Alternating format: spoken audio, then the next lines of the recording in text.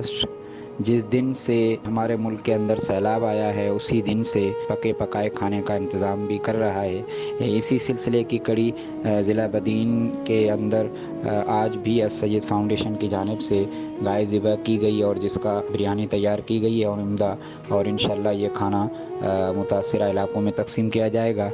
واضح ہے اس سے پہلے بھی عالمگیر ویلفیئر ٹرسٹ کی جانب سے ضلع بدین کے متاثرین کے لیے گائے بھی ذبح کی گئی تھی اور اونٹ وغیرہ ذبح کر کے اور ان کے اعلیٰ اور عمدہ کھانے وغیرہ بنا کر کے متاثرین میں تقسیم کیے گئے ہیں۔